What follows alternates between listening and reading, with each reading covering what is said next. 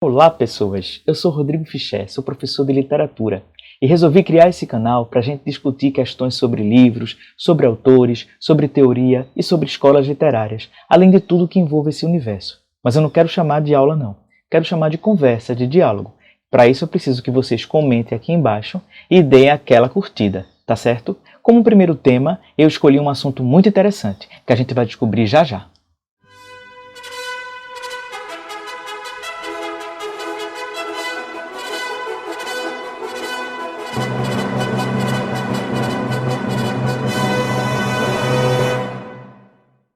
Quando a gente fala sobre filme épico, o que é que vem na cabeça de vocês?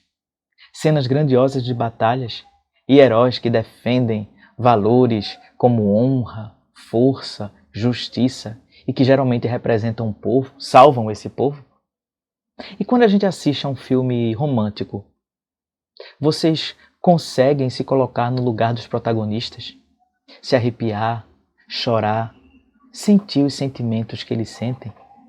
E os atores que interpretam tanto os personagens dos filmes épicos e dos filmes românticos, o que é que eles fazem? Eu já respondi, né? Interpretam, atuam como se estivessem no palco. Bom, essas perguntas que eu fiz para vocês é para a gente ilustrar um pouco do tema de hoje. Nós vamos falar sobre gêneros literários.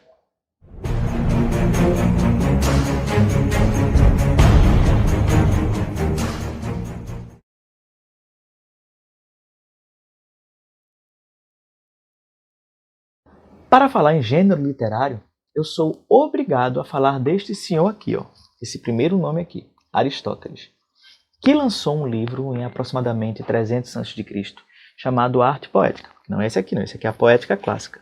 Ele está aqui dentro, mas aqui tem outros livros, tem um livro de Horácio e um livro de Longino, mas enfim. A Poética é o mais antigo dos trabalhos conhecidos de Aristóteles.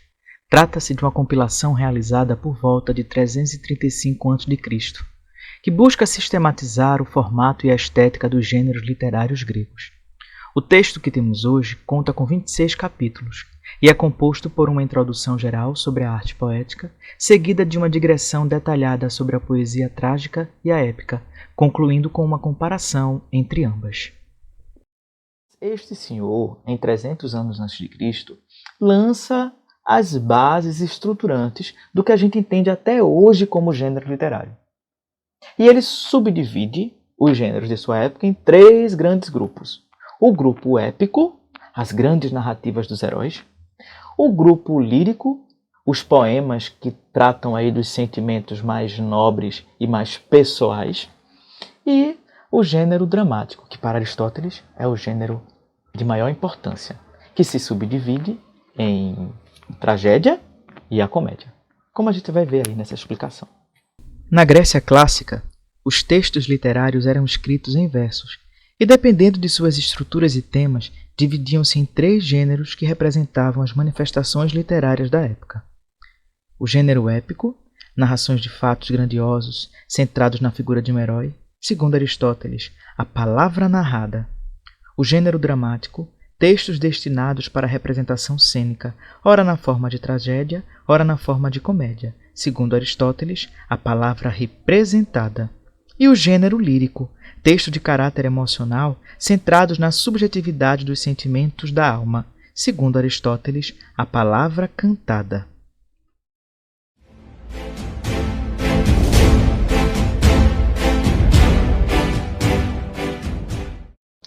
Todos os povos têm suas narrativas, quer sejam lendas, mitos ou epopeias.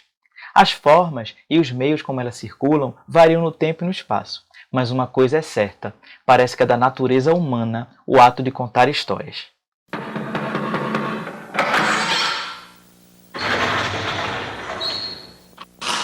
Senta que lá vem a história.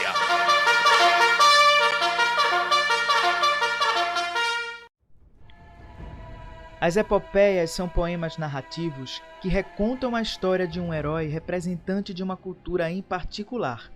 Elas registram as missões e provações do herói e contam quais são as suas escolhas e motivações para ajudar a estabelecer e sistematizar os princípios morais de uma sociedade. As epopeias estão entre as formas mais antigas de literatura em muitas culturas no mundo todo. A princípio, essas histórias famosas eram contadas oralmente e, com o tempo, foram enfeitadas, reinterpretadas, formalizadas e, enfim, registradas por escrito, muitas vezes estabelecendo as bases para a história literária de uma cultura. As epopeias geralmente continham inúmeras personagens e genealogias. Eram longas e apresentavam uma estrutura complexa. É provável que fossem memorizadas por meio de uma métrica poética repetitiva, já que é bem mais fácil decorar versos do que prosa. Na verdade, a própria palavra épico vem do grego antigo epos, que significa tanto história quanto poema. Além de ser uma narrativa de caráter sublime e ter como eixo central a figura de um herói e suas façanhas grandiosas, o gênero épico mistura elementos da vida terrena com elementos lendários e mitológicos. Aristóteles afirmava que a epopeia era a imitação de homens superiores em verso. Podemos destacar ainda a presença do maravilhoso e a interferência dos deuses da mitologia greco-romana nessas narrativas. As epopeias se dividem em dois grupos: a epopeia primária ou clássica e a epopeia secundária ou de imitação. A epopeia primária ou clássica mais antiga que se tem conhecimento data de 2700 a.C. e se chama a Epopeia de Gilgamesh, que narra as histórias de Gilgamesh, rei de Uruk na Babilônia. Porém, a epopeia primária, ou melhor, as epopeias primárias que vão lançar as bases aí para as epopeias secundárias se chamam a Ilíada e a Odisseia, que foram atribuídas a Homero e que datam aí aproximadamente do século 8 a.C.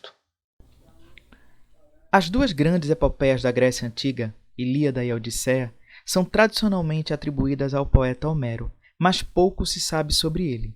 Desde os tempos do historiador grego Heródoto no século V a.C., sugestões muito diferentes foram oferecidas sobre as datas de nascimento e morte de Homero, assim como o local de sua origem a outros detalhes de sua vida. Muitos acadêmicos argumentam que as epopeias evoluíram de uma tradição oral e foram refinadas e ornamentadas por vários poetas em uma série de versões. Faltam provas concretas, e a questão homérica de sua existência ou não ainda precisa ser definitivamente solucionada. Toda epopeia apresenta uma organização interna. Como se trata de um longo poema, a epopeia é dividida em várias partes, denominadas cantos ou livros. Na sua estrutura, os cantos são organizados de modo a cumprir funções pré-estabelecidas. A primeira delas é a proposição ou introdução. O poeta define o tema e o herói de seu poema. A segunda é a invocação. O poeta pede à musa, geralmente a Calíope, divindade inspiradora da poesia, que lhe inspire para desenvolver com maestria o tema de seu poema. A terceira é a narração. O poeta narra as aventuras do herói. E, por último, a conclusão, ou epílogo. O poeta encerra sua narrativa após relatar os feitos gloriosos que marcaram a trajetória de seu herói. Em relação à poesia secundária ou de imitação, a primeira delas é a Eneida, escrita entre os anos de 19 e 30 a.C., por um poeta romano chamado Virgílio, e narra as aventuras de Enéas, herói romano que lutou na guerra de Troia, mas que volta a Roma para glorificar o seu povo.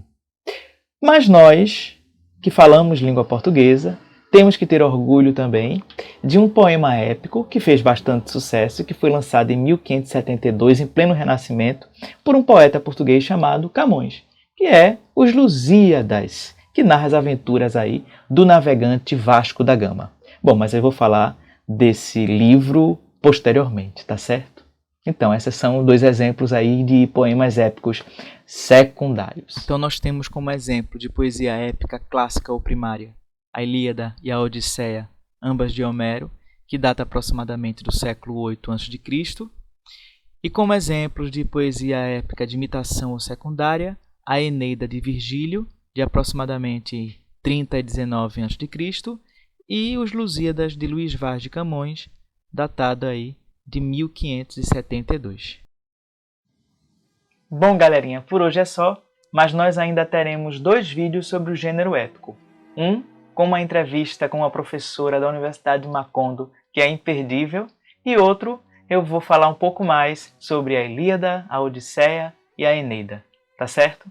Conto com vocês. E não esquece de comentar aqui embaixo e dar aquele joinha. Beijão!